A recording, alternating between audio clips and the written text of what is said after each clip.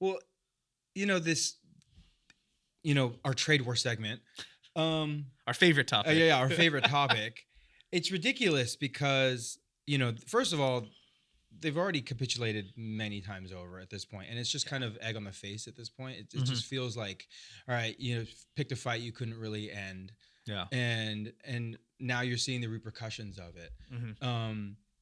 Did you see that first of all, Temu and Amazon prices, Shein prices have gone through the roof? Yeah. I've been AliExpress. So I'm a big action figure collector. Okay, right. Everyone on the action figures Reddit yeah. is freaking out because these figures that used to be $20, $25. Yeah. Now there's these like $40, $50 tariff charges. Yeah. And it's shutting down the hobby. Well, you mentioned tariff charges, which is what I wanted to talk about. What's interesting is that these retailers are not just increasing their prices, but they're actually putting a list of they're letting added you know expense. Exactly where this expense comes from. It's not our fault. Well, saying. Because the theory of a lot of I was going to say Trump tards. I was going to say the theory of a lot of supporters of these tariffs. Yeah. Or of Trump himself is basically saying, this is going to be paid for by China. China's going to pay for it. Yeah. Right. China's paying for it. Exporting countries are going to pay for it. But these retailers are basically saying, this is what we got it for. This is the tax, and this is the import duty applied to it. Shein's doing that. Temu's doing that. Yep. Now AliExpress. Amazon is doing it. Oh, I didn't see that. Yeah. So that was news. Yeah. That was news made this week. Wow. So Amazon is doing that. And Trump's not so happy about that because... Dude, you can't throw a stone and hide your hand. If you started this trade war, own this trade war. Yeah. You want transparency, right? That's essentially what he ran on. So why not? And, it's really funny because his press secretary was wearing this red dress that, while talking about the trade war, that was later discovered was made in China. Just like the MAGA hats are made in China. They're made in China, embroidered in China, exported exactly for 15 cents each. So the hypocrisy is ridiculous. So they're actually taking advantage of, global trade for their own benefits. And that's the thing. Like, I could respect it. I don't necessarily believe in it, but I could respect it if you're really sticking by your guns and you're saying, look, American made, let's buoy up American industries. We want more workers here. We want more people buying American, even if it costs more. But that's the problem. Great. But they're not willing to do that. They're not willing to back it up. The messaging behind it, and this goes back to our just topic about soft power, it was moronic. There was no really good messaging about what we're going to do ensuingly after putting tariffs on, or who this would help, or what type of pain that you would have to endure short term for long term gain. There was none of that. Jeff, it makes me think of our conversation about education. Yeah. Right? Where they, the current administration ran on this platform of, look, we're doing all this nonsense in schools, DEI and pronouns and new genders, like let's strip it all out. Yeah. And they ran so much on what they're going to take away instead of what they're going to add in. Yeah. They're not, funding new STEM curricula. Right. They're not funding, science and tech magnet schools so that American kids can understand programming and large language models. Yeah. They ran and they won political points on what they're going to take away. Yeah. And it feels like similarly, even with these tariffs and this trade war, the talking points that I'm hearing from this administration are all how much we're going to hurt these countries that have been taking advantage of us. Yeah. And they told American industries, they told, the American working class, look, we're going to help you out. But that's not any of the conversation for these last 2 months has not been like, oh, look, we're going to invest in bringing production back. We're going to, subsidize. If you've got a small business that's manufacturing in the U.S., we're going to give you a tax break and we're going to, let you incorporate your LLC for free. Yeah. It's all been about who we're going to hurt and not helping Americans. And what's upsetting to me about all of this is that the fact that there wasn't a plan. No plan whatsoever. Tells me really this was like ego saber rattling. Because you're getting that, we're at this detente right now where both sides are just saying stuff to the news. Yeah.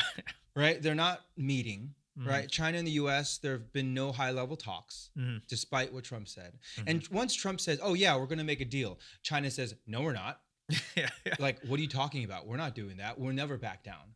You know? And then you hear something like JD Vance says something about Chinese peasants. And then you hear something that Trump says, okay, yeah, they've been screwing us for years. And, you know, it's escalated to this messaging war between the two countries without really any result or goal they're trying to reach. There's no agreement trying to be reached. And it's gotten to the point where you're basically risking the livelihoods of both populations just to really stroke your own ego, you know, and you can't lose face and both sides don't want to lose face. Definitely not. Right? Yeah. This is a big thing because you lose face, you lose power amongst, you know, your constituents at home. Right? But like the whole idea of, and this is why things need to be done pragmatically and things need to be done, you know, in a measured approach. Yeah. And that I feel like this country didn't do. Trump didn't really do that.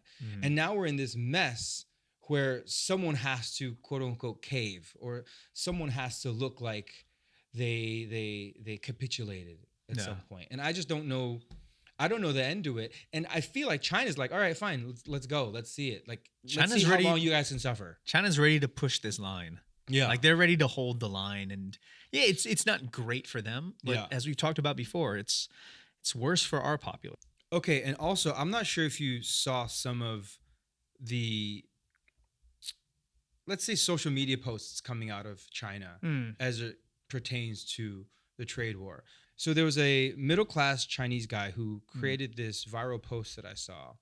And it was super interesting because he said that global trade, free trade, benefited both countries. Oh, right? Yeah. Like U.S. saw much cheaper goods. Their Fortune 500 companies grew exponentially. No. And China created an economic miracle. Yeah. Bringing 70-80% of its population out of poverty. America got affordable goods. Right. And China had an injection of capital. Right. And created jobs. But then he took that argument to the next step and said, okay, what did each country do with that wealth? Okay? He said, in China, I definitely benefited from this. Yeah. We took people out of poverty. We subsidized local businesses. We made everyone fed. We increased our education levels. And then what did you do in the U.S.? Your rich got richer while leaving the poor struggling. He's not wrong. Leaving your middle class hollowed out. Yep. And created a top-heavy capitalist society. And now you blame China for that? You should be having a revolution. Yeah. In your own country, so you can do what China did with its newfound wealth. And I found that argument, it's almost indisputable. I wouldn't argue with it. He's right. He's right. You look at America, we've talked about the decline of the middle class for the last 20 years. Yeah. He's absolutely not wrong. It shows that, yeah, everyone wins, but it's really up to your own government or your own companies to decide what they want to do with that wealth. Well, he even said, we're communist. Yes, we redistributed that wealth. Both sides won. Yeah. Who in each side benefited is very different. Right, exactly. And I just found that clip just so interesting. It's Americans should think about that a little more. I know, because let's see, like, Walmart said in 3 weeks there's going to be empty shelves, or so let's see how that goes. I feel like that won't happen, but I've been proven wrong before.